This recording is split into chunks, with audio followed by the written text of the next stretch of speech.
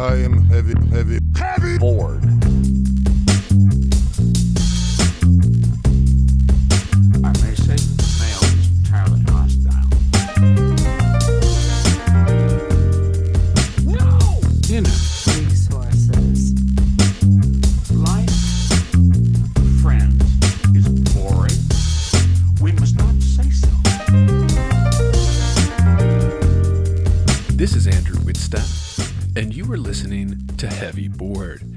And we're recording this on June 28th, 2023. The first time I encountered Charles Simic's poetry was in my last few years of undergraduate study. And yes, it was in a poetry course, listeners. I had an excellent teacher and mentor that I just chanced into getting for several classes as a transfer student from the local community college.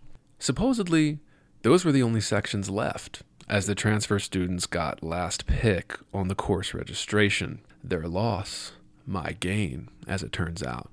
And that first book, which enamored me to Simic's work in a way, was his prize-winning collection from 1989, The World Doesn't End. A quite brilliant collection of prose poems that solidified Simic as a great poet in the literary canon, in the history books. Ironically, he often said that he never expected the book to be praised so much. He had been publishing collections since the 1960s, and getting his biggest, most celebrated work in 1989, I'm sure was a shock to him.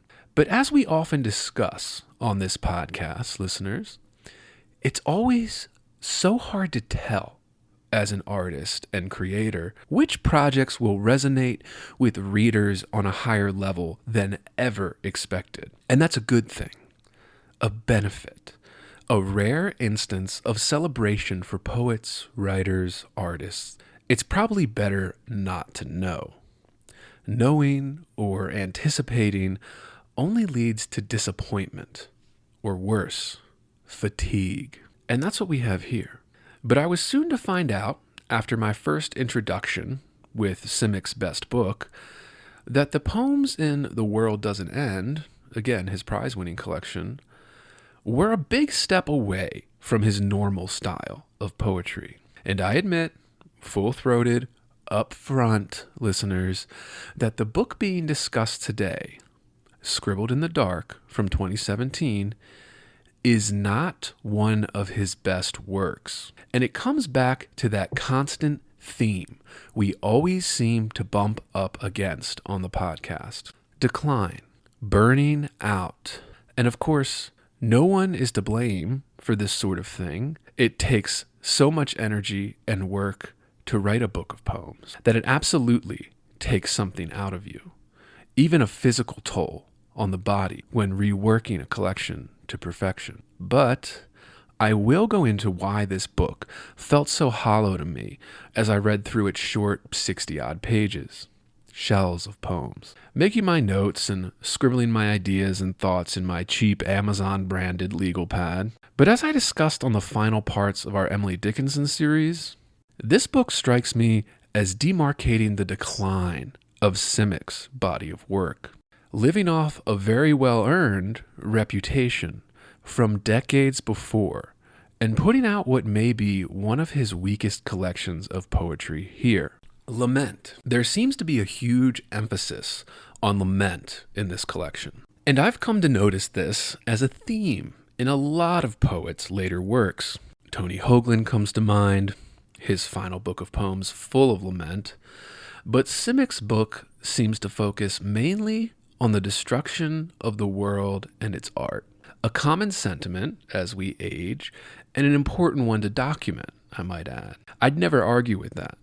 Older artists must document this in their work. But I don't blame anyone for focusing on this theme of lament, because it is a ripe theme for a collection of poems. It always has been. Yeats comes to mind. The world we once knew, lived, loved, gone, smashed to pieces of its former self. It's almost a cliche. It is so common. But that's where we expect the poets to come in, to give us new ways to express the old cliches, the lament, the decline.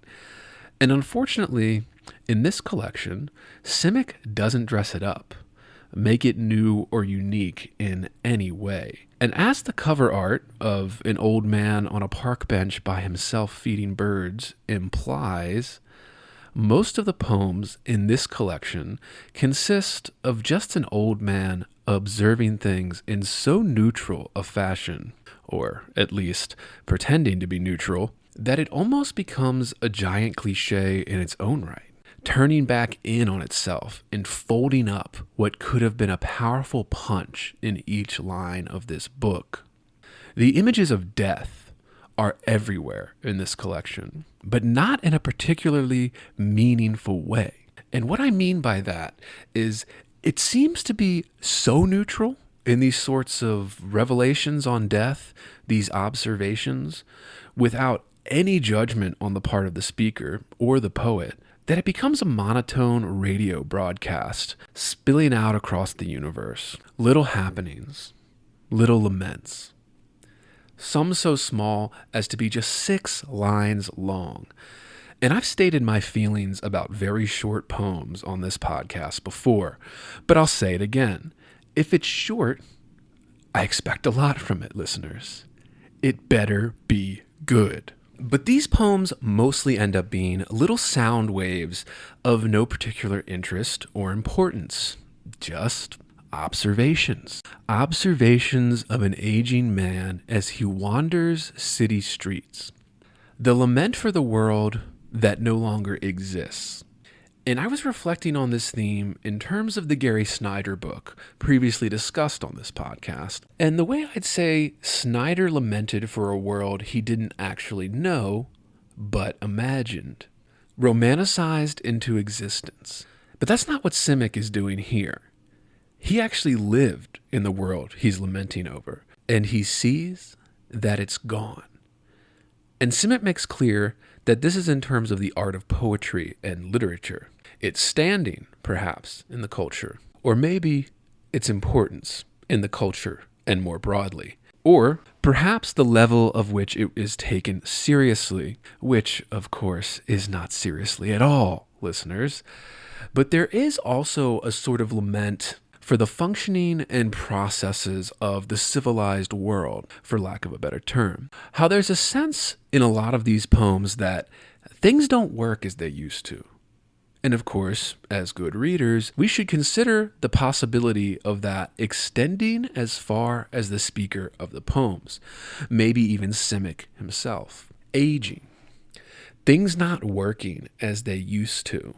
Eyes, ears, etc., taste buds dying, and also banking forms, phone apps, etc. Massive differences from a previous world. So different, it feels like it's gone. And maybe it is. But as I always say, listeners, you should always strive, the best you can at the very least, to engage as fairly as possible. And I tried to here. Even with my bias in favor of Simic and his earlier work, as I said, I want to be clear, his reputation is clearly earned over the course of his lifetime. And I'm not taking anything away from that by criticizing his later collection of poems. How could I? I'm just talking about this collection of poems, Scribbled in the Dark. But this collection is, and I hate to say it, feels a little phoned in. So much so that, as I said, it ends up being observation any aging man could make in any city in the world, not the observations of a great poet. And it's disappointing. There is no specific city mentioned even. And while that isn't a deal breaker for these poems in Simic's Scribbled in the Dark, or any poems for that matter, it is surprising that someone of Simic's caliber got so bland and lackadaisical with it. Almost all the poems in this collection appear to be so minimalist that they end up saying very little, if anything. Nothing noticed that's unique or clever, making them almost banal. And that makes the observations fall a little limp instead of propelling us into a wonder of poetic realm, exploring thoughts, meanings of life, love, happiness, death. But no, it's just a couple going to dinner and the speaker noticing something about other tables. And, as I said, not even interesting things, listeners. I will get to what I would call filler poems in more detail later in the podcast, listeners, but I'll just point to a few things that got on my nerves as I was reading through. From the very first poem on page 3, I was already agitated. The poem, Dark Night's Flycatcher, left me bewildered with how little was on the page, how brief and unimaginative. The sign of a literary giant who has burned out, at the very least, declined from their enormous peak. Observation taking the place of meaning making. The lament is supposed to be the meaning in some of these poems, and admittedly, it does fill in the gaps in places. But I really was shocked at how uneventful this entire collection was. Again, mostly seeing people at restaurants, while the speaker is also at a restaurant. The image is loosely connected. Of course, I take it as a sure sign that Instagram and TikTok poetry has fully taken over the literary world. And even the greats, like Charles Simic, are not out of its grasp on the art form. And Simic does seem to lament that too, as he rightfully should. And so should you, listeners. What passes as a good poem in almost all of the major magazines right now is disgraceful. And Simic clearly knows it. He knew it back in 2017. We can all see it. But he also seems to, in a weird sort of way, a sort of hands up in the air, giving up pose is something I can't get out of my mind as I was reading through this collection. A sort of succumbing to the trend of everything is good, so therefore nothing is good. Almost exasperated at trying to resist. And that comes across in this collection. But one of the positive aspects of this book is the author being so close to death. It really seems to play out in each poem. Poems like Signs of the Time, about a closed-up library, and Missed Chance, a poem that really shows the dismal image of the life of a poet. A melancholy of regret, despair at the state of literature, the world, a loneliness almost. And that is perhaps the most moving part of the entire collection. As I said already, listeners, Simic is a master. There's no doubt about it. Just not with this particular book. And what I want to talk about in more detail in today's episode is this interesting phenomenon of artists declining as they reach old age. I will not speculate as to why any given artist has this happen to them, but it is just an interesting fact about living. The energy it takes to create something, especially something great, in line with the giants who came before us all. Poems like All Things in Precipitous Decline becomes a major theme in this book.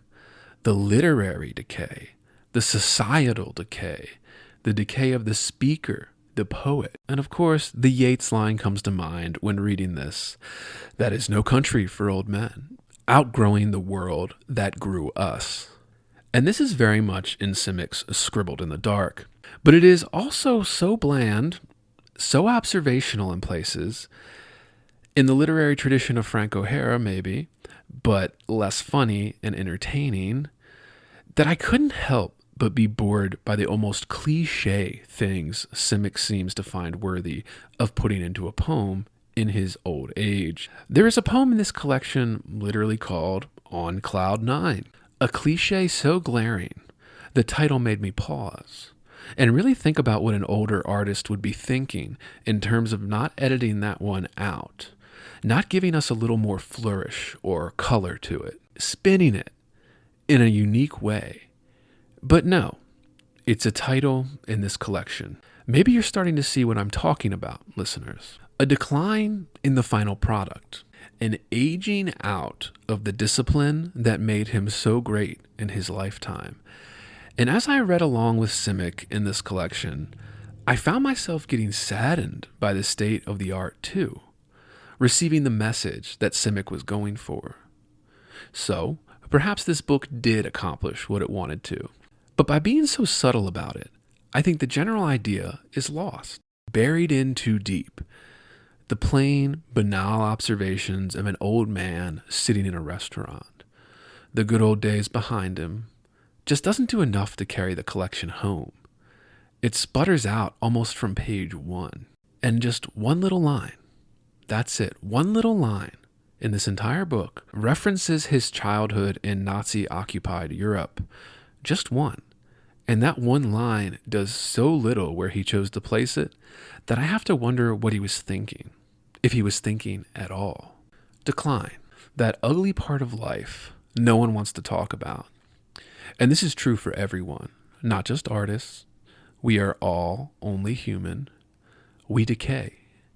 And the world we knew, grew up in, usually decays long before we reach that point ourselves, especially as things change faster than ever now with the internet, etc. And Simic is capturing that in this collection. He is. I just wish it wasn't so uneventful and small. The clear aftermath of a towering figure's career. Heavy bored. Ooh, baby. All right, here we go. Another episode of Heavy Board. And today, listeners, we are doing Scribbled in the Dark by Charles Simic. This is his 2017 collection of poetry. I believe that's when it was published. It came out 2017. Let me just double check here. 2017. So those that don't know, Simic has been a figure in the literary world, mainly the poetry world, for decades now. He taught for years at New Hampshire. Yes, it says New Hampshire here. He's emeritus now at the University of New Hampshire, and he apparently has taught there since 1973. He is very well regarded. Just to give you an idea, he received the Pulitzer Prize, the Griffin Prize, the MacArthur Fellowship, the Wallace Stevens Award, all of that stuff. He was Poet Laureate in 2007 for the entire United States.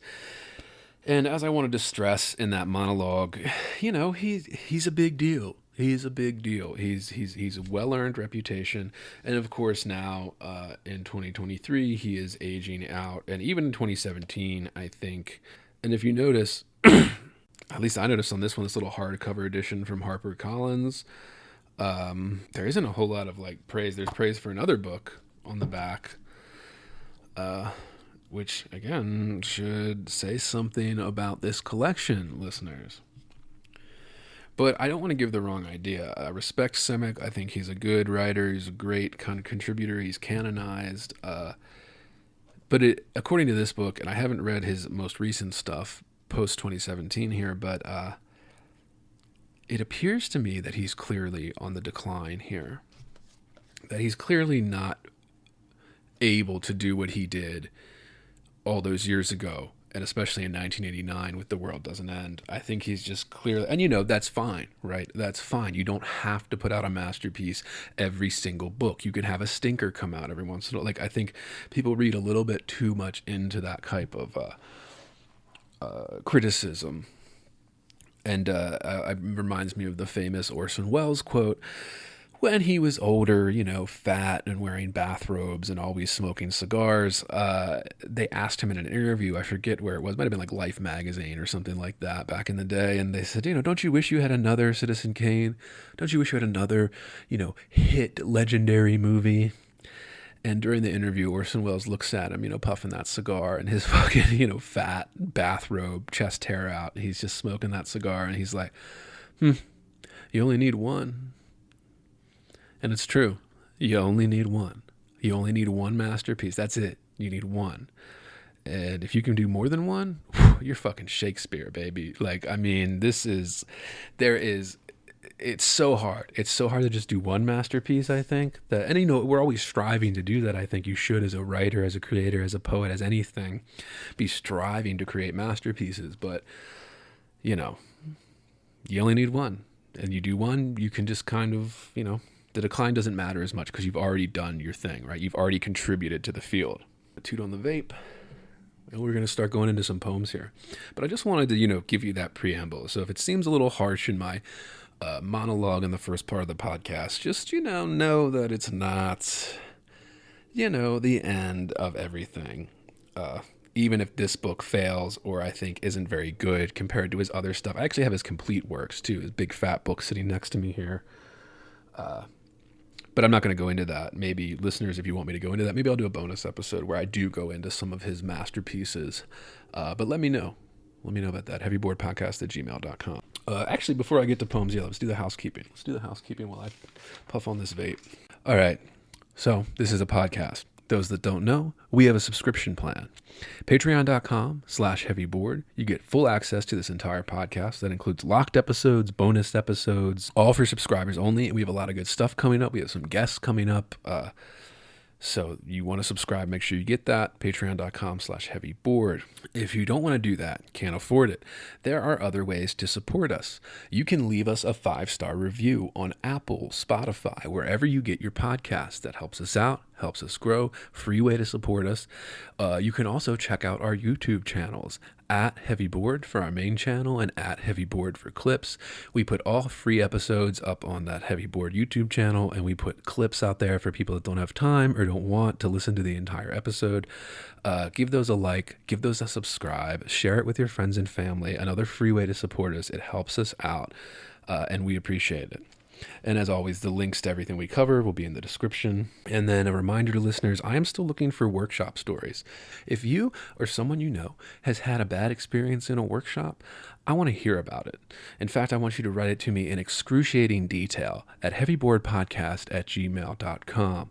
I really want to get into that. We have a guest coming up for a future episode of that where we'll get into personal stories, what happened, and scenarios in workshops, positive and negative. Like I said, it doesn't always have to be negative. I want to hear the positive, the negative. I want to hear the problems. I want to hear proposed solutions. I just want to hear workshop talk. I want to hear everybody talk about workshop, and I want to know your ideas, your thoughts. Send that in, heavyboardpodcast@gmail.com, because I'm interested, listeners. I'm interested, and I think it would be a lot of fun for us to have this. A little place where writers can go after they have a rough workshop and, get a laugh or two. Right here at Heavy Board. And that's housekeeping. Okay. So let's get into a few poems here. Let's get into a few Simic stuff. And I didn't have a whole lot of notes on this, but I did have enough. Let's see how many pages. I have about, more than I thought. I have about 3 pages in my little, legal pad here as I write down, and I try to make them more detailed now that I'm running these by myself so that I know what I'm talking about and can go into the details so I don't forget when I get there, right? But this is basic poetry book sections. It's in 3 sections here. 1, 2, 3. There's no specific names or no, 4 sections. Sorry, there's no specific names. They're just numbered 1, 2, 3, 4 with Roman numerals. They're actually quite large sections too. I've said this before on the podcast. If you're sectioning out your poems, there better be a reason for it, thematic or structurally. I see a lot of writers that just separate their books into sections just haphazardly. There's no real rhyme or reason for it. They just seem to do it because of tradition. I say avoid that. I say have a good fucking reason. Have a good reason to be separating everything. Which I'll actually get into in an upcoming episode where I go into Louise Glick's masterpiece. So stay tuned for that, listeners. That'll be coming out soon. But now we got Simic in his 2017 collection. So I mentioned this poem in the monologue. It's the first poem in the book, page 3. It's called Dark Night's Flycatcher. I'm going to read this to you. So here. Dark Night's Flycatcher. Thatched myself over with words.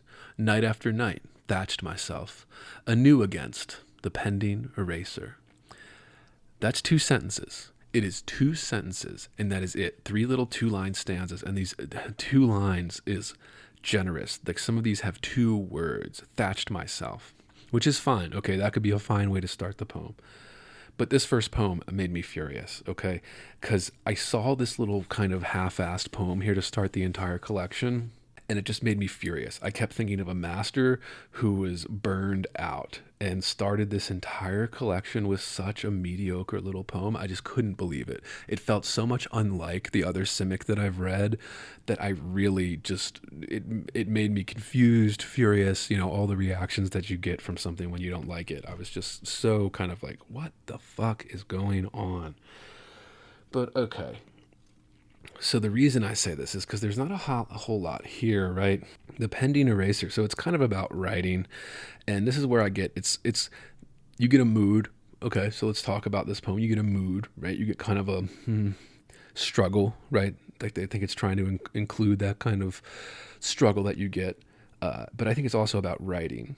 So it's about aging, writing, right? Thatched myself over with words, right? So you're fixing yourself with words, night after night, thatched myself. So it's repeating what we got in the first stanza here. And this is a 3-stanza poem. This is a 6-line poem, and we're already repeating what we said in the first stanza. So that's one strike, okay? Anew against the pending eraser. And, besides the fact that these are all like, caps on the left side, because again, I think whenever I see caps on the left side, especially from like an older poet, I assume it's because they don't know how to use Microsoft Word. And then when it comes time for editing, people are like, well, what about these? And there's, no, that's how I intended it. I don't buy that. So this kind of auto cap on the left justified side of the poem, it's, I just view it as lazy now, especially in contemporary poetry, the way we can edit and ensure that the sentence reads as a sentence, even with delineation. I just find it as an oversight. It's some laziness, oversight, etc.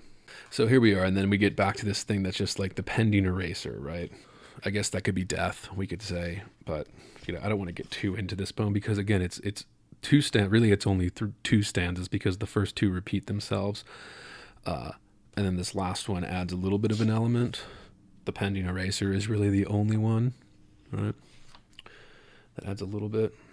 But I don't want to get bogged down on just one poem because there's lots of them here that I want to cover. So the very next page 4, seeing things. And we're still in the first section here.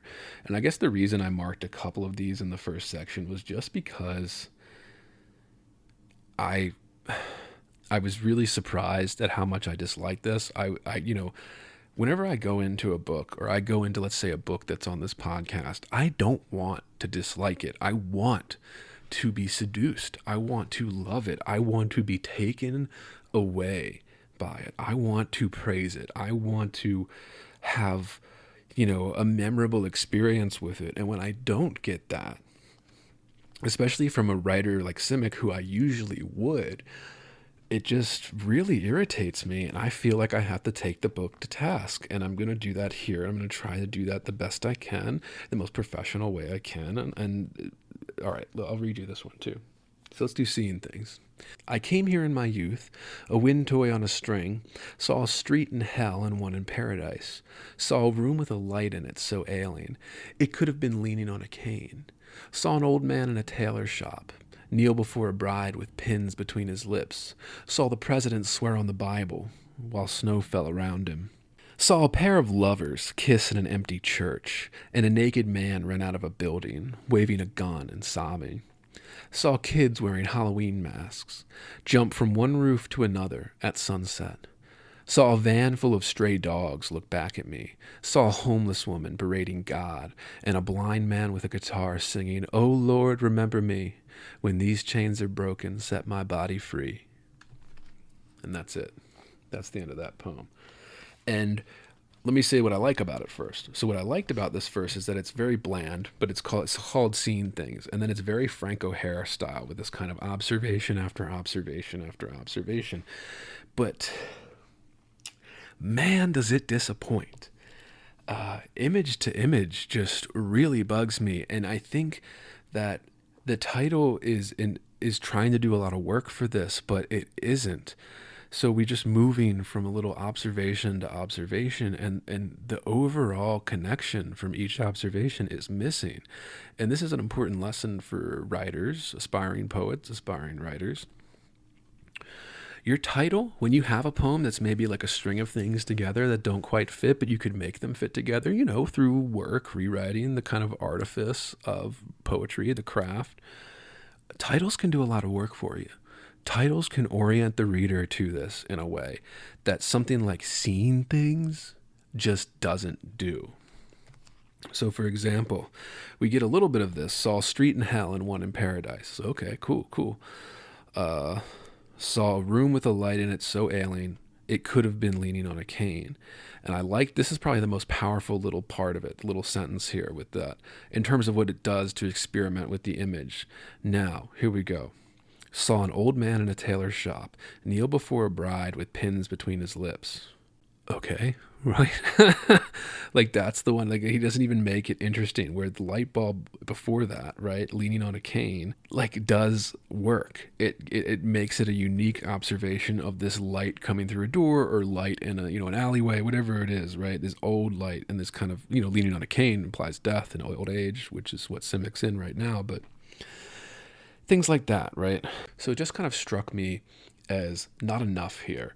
And I want to point to the Halloween masks, listeners. If you haven't read this collection, or if you have, you'll notice that something like Halloween masks come up as like a theme in this collection. And not just Halloween masks, but masks themselves, right? And we can read that a couple different ways. We can read it literally as a child wearing a Halloween mask like it is here.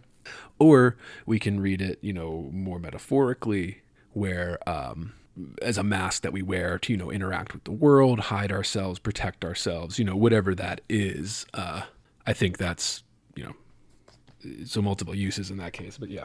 So going back with this kind of theme of me criticizing this for being a little too vague, a little too lackadaisical, maybe even lazy in places. Page 6, and like I said, I have a lot in this one because it was just the first time I was going through it, and I was like, irritated with what I was seeing, bored, right? All that stuff. But on page 6, the poem is called That Elusive Something. Okay, right. This is a little bit better, but that's so vague. That elusive something. I've said this before on the podcast, and I'll say it again. If you want to write a poem, and a poem is very small, listeners, and Shakespeare is one thing. Shakespeare covering huge subject matters in a very short sonnet. Well, putting it into a sonnet form really helps you narrow that down, and it really restricts you from going off the rails. That's the benefit of form.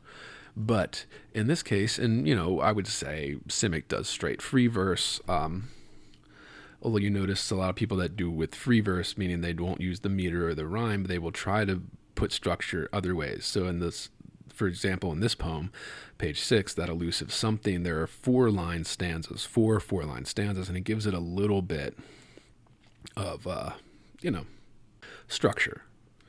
That's what it's going for, at least, so that it's not all over the page or one huge block or prose, right? This is what separates poetry from other forms. But, okay, and if you want to do this, you have to get specific. So you want to talk about that elusive something. Well, what is that? Because there's a bunch of things that are elusive to us. There are a bunch of things that we feel that we can't give meaning to, that we can't give... we can't articulate very well. This is part of the art of poetry, right? We're trying to articulate something that's elusive. Sure. I just said, again, need a little more.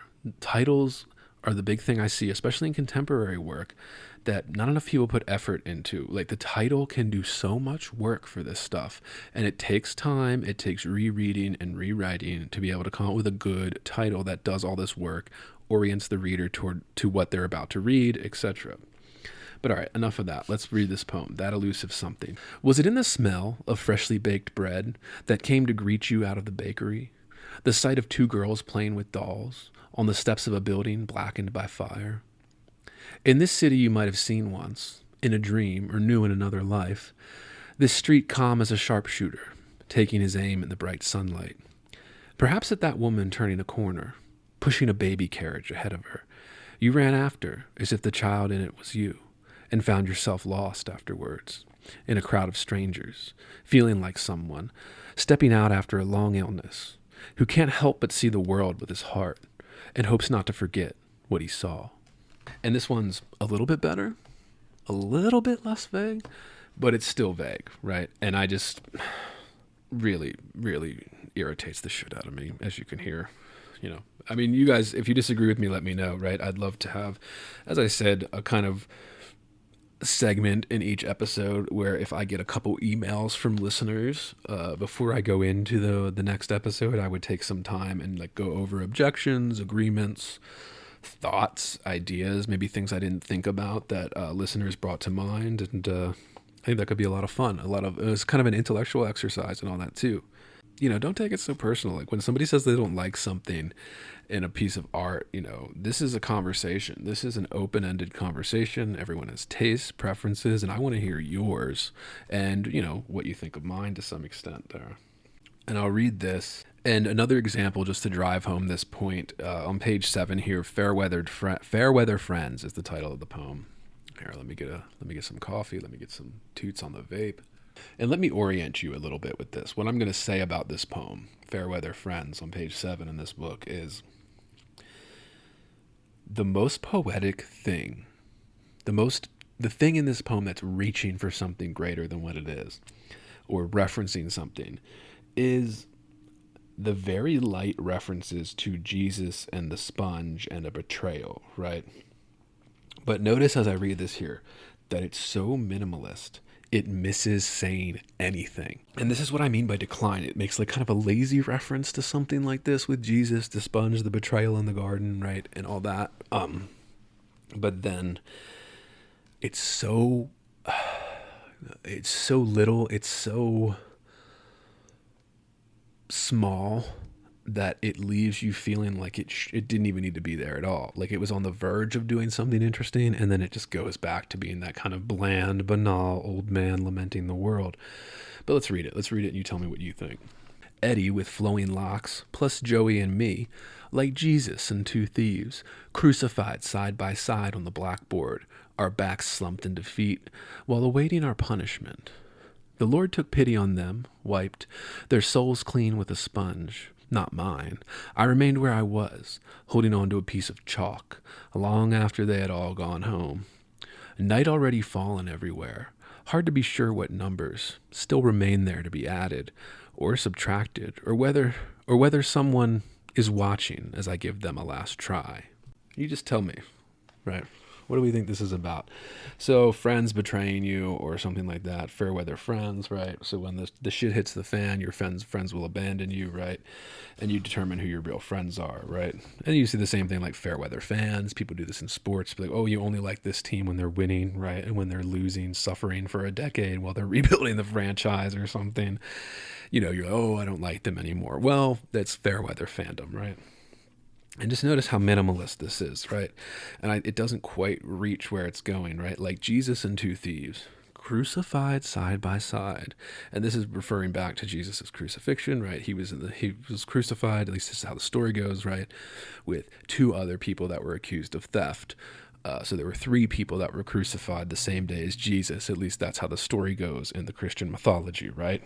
And as I always say, listeners, if you don't know your kind of Christian mythology, you have never read the Bible, Western literature is going to be tough for you. All right. There's a lot of references to the creation myths that make up the Western world here, including those that were even before Christianity. So we go further back, right? The Greeks is really where most of Western literature starts.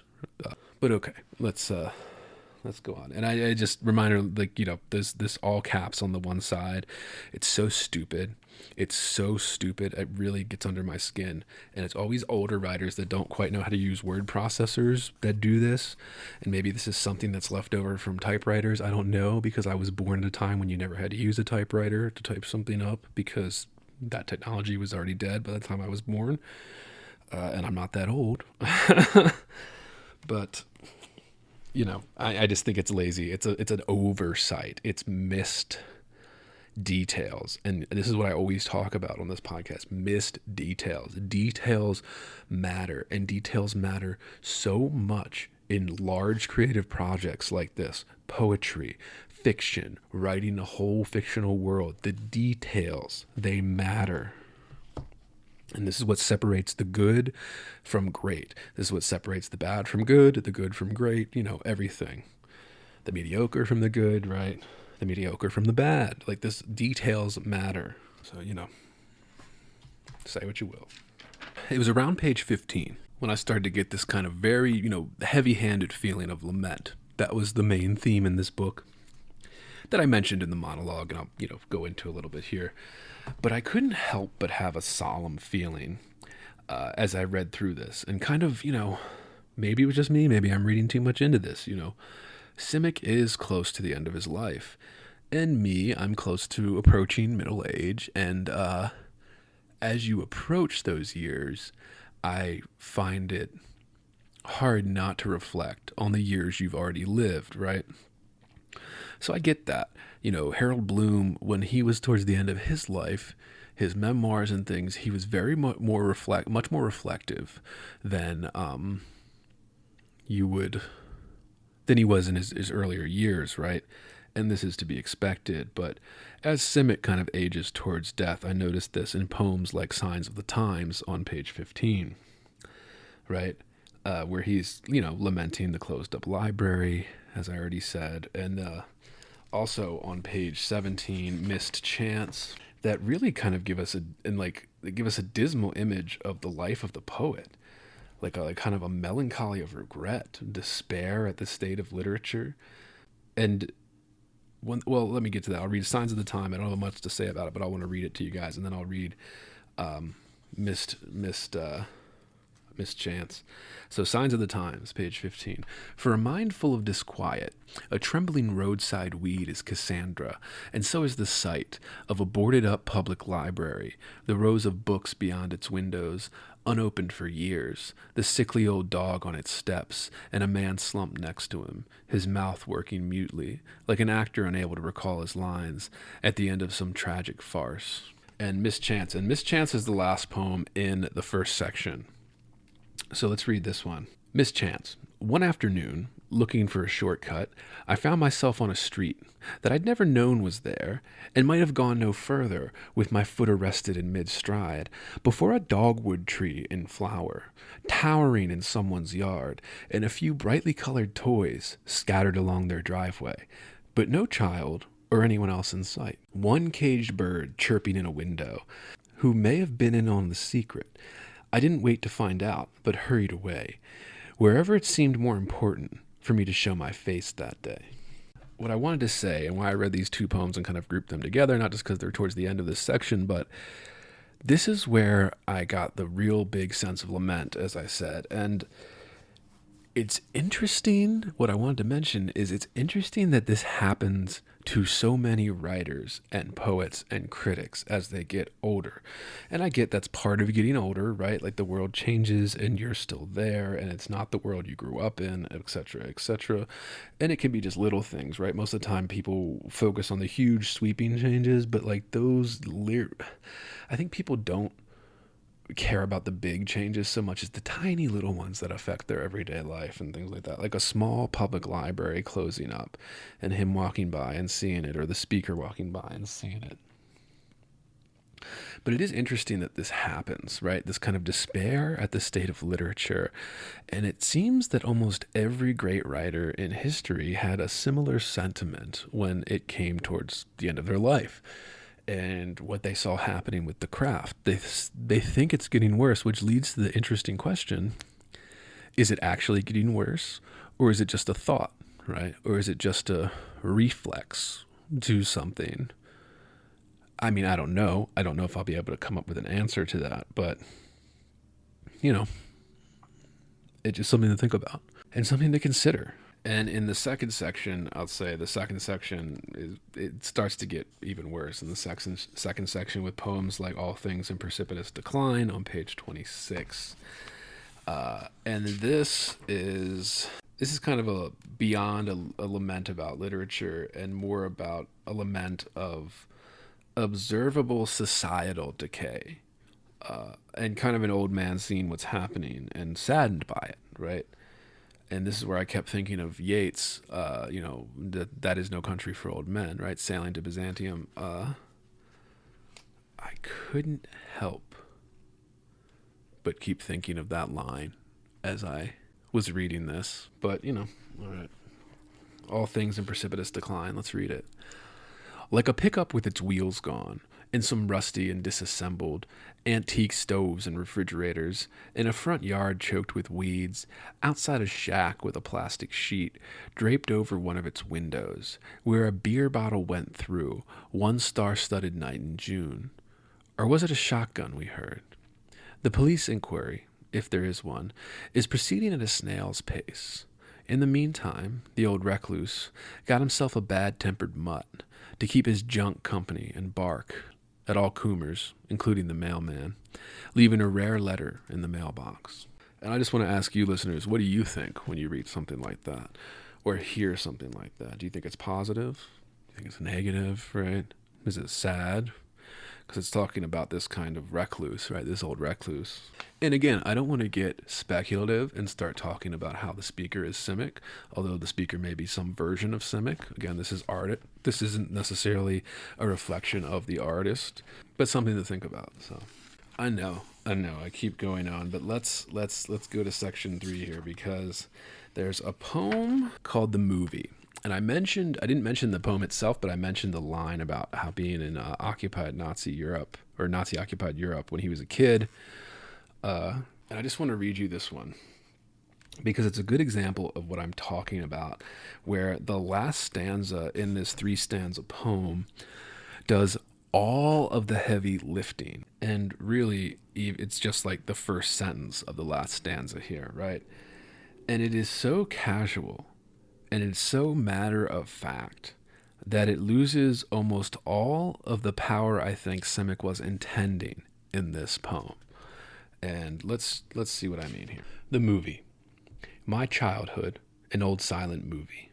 Oh, winter evenings, when mother led me by the hand into a darkened theater where a film had already started, like someone else's dream, into which we happened to drop in, with a young woman writing a letter and pausing to wipe her eyes, in a room looking out on some harbor, and a bird sitting quietly in her cage. No one was paying any attention to, nor to the white ship on the horizon, perhaps drawing closer, perhaps sailing away. It was an occupied city, I forgot to say. We trudged our way home, bundled up heavily against the cold, keeping our eyes to the ground, along the treacherous, dimly lit streets. So let me ask you this. What is this about? Is this about a movie? Or is this about something else?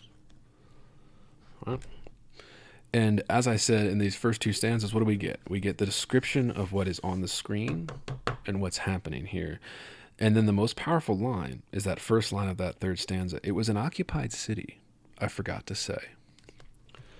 That's the most powerful line. And again, it's kind of just thrown in there at the end of this poem. And it's so late in the poem, and it comes back as, I forgot to say, I forgot to mention. Like, it's putting it that way lessens the impact, right? And because of this kind of casual insertion here about, like, oh, the real tragedy was an occupied city, literally Nazi-occupied city, right? Again, it's just so casual and matter of fact, it loses its power. So this type of line that would normally be very powerful is not as powerful, because it's buried in this kind of rest of these banal observations, the movie, blah, blah, blah, blah, blah, blah. I did mention the on cloud 9 cliche. So on cloud 9. I can't believe a poet of Simic's caliber would title a poem on cloud 9. Just unbelievable. I don't even know what to say about it, quite honestly, besides it strikes me as someone who's given up. But, that's just what it is. Okay, so I talked a lot of, negative about this book, but there are some things that I like in this book. One of them being the poem Swept Away on page 42. And The Saint on page 47. Now, these are 2 of my favorite poems in the collection. They're probably the 2 poems that work for me the best when I read through this. But, I was so desperate to like something by this point. I'm over halfway in the book at this point. You're 40 some pages in. I was so desperate for something to stand out that maybe I just picked these out because they were better than the other ones. I don't know. But, not by much. They suffer from the same thing. So it's just bland, and the images are expected and plain. So it's used up. That's why I kept thinking of this image of burning out, decline, used up, hollow. It's just disappointing. It's disappointing from a poet like Simic. Let me read Swept Away because that's actually a good one. Swept Away. Melville had the sea and Poe his nightmares to thrill them and haunt them, and you have the faces of strangers, glimpsed once and never again, like that woman whose eye you caught on a crowded street in New York, who spun around after she went by, as if she had just seen a ghost, leaving you with a memory of her hand, rising to touch her flustered face, and muffle what might have been something she was saying as she was swept away. And I like that one. I like that one because it's a concise little image. Concise little image. But again, the title is lazy. Swept away. Swept away. It's a cliche. It's a cliche. Like, am I the only one noticing this? And I get, this isn't the book that was highly praised and awarded. I get that. I'm just saying, come on, people. Am I the only one noticing this? Like, sometimes it feels like it. Jesus. Let's go to the other one. The Saint, the other one I liked. Let's read it. The woman I love is a saint who deserves to have people falling on their knees before her in the street, asking for her blessing. Instead, here she is on the floor, hitting a mouse with a shoe as tears run down her face. I don't even know what else to say at this point. How disappointing that is. How plain, expected, borderline cliche, the two things they're posed against one another in the poem just don't work because they're too bland. Oh, the woman I love should be worshipped, people falling at their feet. What a cliche image. What a cliche way to say it. And then we have to have this kind of, oh, she's hitting a mouse with a shoe and crying. Again, you could some would accuse them of sexism, but that's not what we do on this podcast.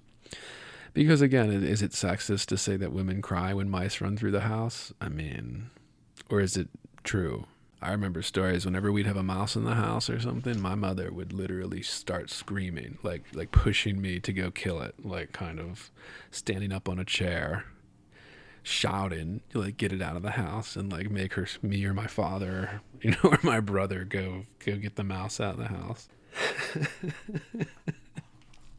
Very vivid memory of that happening a few times actually. But all right, let's move on. I'm almost done. Okay.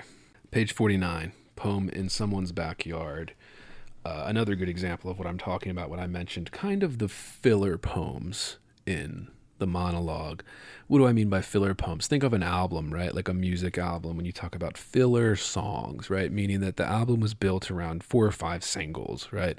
And then there's like 15 songs on the album. And if they're not all good songs, I would call them filler songs, right? Same thing with poetry here. So when some of these poems are like this one, 4 lines long, I'm automatically skeptical. This better be fucking great if it's 4 lines long. But instead, it's an example of what I call the laziness. This kind of an idea of like Simic's reputation, what he can enjoy from his well-earned reputation. Like I said, I'm not taking anything away from his reputation, which is well-earned. But it is clear that he's just kind of living on that now, this kind of earned reputation. But this book is a dying fart from an almost corpse, and poems like this prove it. So, In Someone's Backyard, what a pretty sight to see 2 lovers drink wine and kiss, a dog on his hind legs begging for table scraps. Is that even a poem? Can you even call that a poem? Or is that just a sentence smashed into some type of lineation? And his lineation is fine. We're talking Charles Simic here. Notice I didn't say anything about the line breaks because they all work. All are well thought out, which is why I'm irritated by the, all caps on the left margin, but okay. Yeah, it's a filler poem. Filler poem. Another thing on page 50, same one right after it. Poem called Cherry Pie. Now this one is 7 lines long. Then let's read you this one. If it's true that the devil has his finger in every pie, he must be waiting for the night to fall, the darkness to thicken in the yard, so we won't see him. Lick the finger he dipped in your pie, the one you took out of the oven, love, and left to cool by the open window.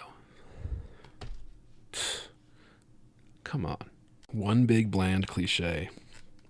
And I call these filler, these are fragments, these are incomplete poems. Like the complete thought is not on the page. It is hovering somewhere outside of the work. And that's really why I take issue with it.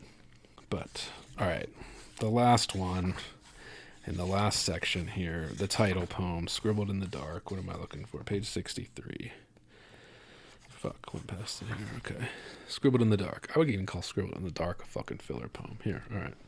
But it's important to read the title poem, right? We talk about this on this podcast all the time. Scribbled in the Dark. A shout in the street. Someone locking horns with his demon. Then, calm returning. The wind tussling the leaves. The birds in their nests, pleased to be rocked back to sleep. Night turning cool. Streams of blood in the gutter, waiting for sunrise.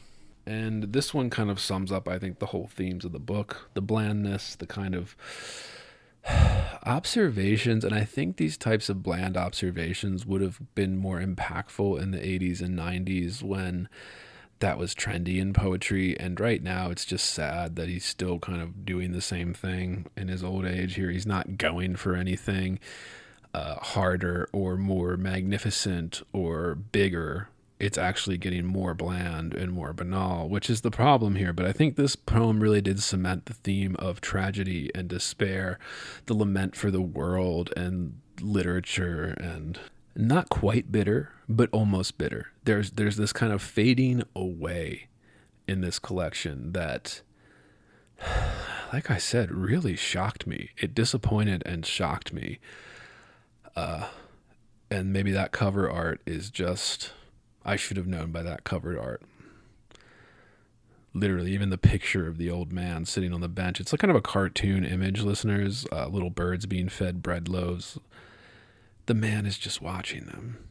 And there's like this kind of, not even a smile, just sad look on his face. And, whew, man. Even giants fall, listeners. Even giants fall. But that's my overall impression with Charles Simic's Scribbled in the Dark. I put this one on the list haphazardly just because I was like, it's Simic. I want to read one of these, read one of his newer ones that isn't in his collected that I have. And oh, man, was it a disappointment. Nothing else to say about it, but just that disappointment. I hope I made my points, but, as always, I want to hear from you. Let me know. Write it in, heavyboardpodcast@gmail.com. But that's it. A reminder that we're still looking for those workshop stories. Send those into heavyboardpodcast@gmail.com. Again, please subscribe at patreon.com/heavyboard, where you can get full access to this podcast, bonus episodes, all that good stuff for subscribers only. If you don't want to do that, can't afford it, there are other ways to support us. You can leave us a 5-star review on Apple or Spotify, wherever you get your podcasts. That helps us out, helps us grow. You can check out our YouTube channel at Heavyboard on YouTube. That's our main channel, and at Heavyboard Clips for our Clips channel. Give those a subscribe, give those a like, give those a share. That helps us out. It's a free way to support us. And as always, everything we covered will be linked in the description of this episode, so you can buy yourself a copy, build out your own library, all that good stuff. And this has been Heavyboard. See ya.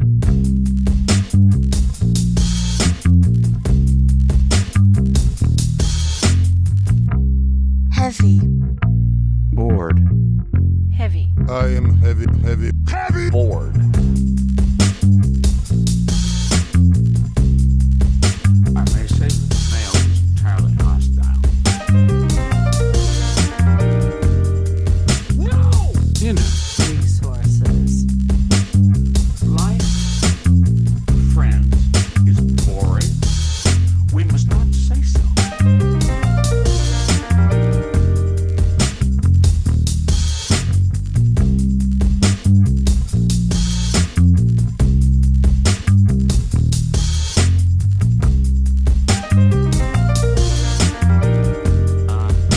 Are you radioactive now?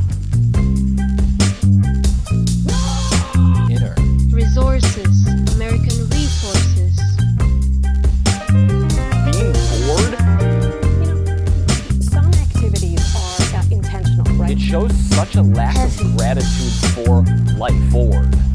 I aspire to boredom, I should say. Bored. Heavy. I am heavy. Bored. Has you the night sweats and the day sweats, pal? Pal, I do.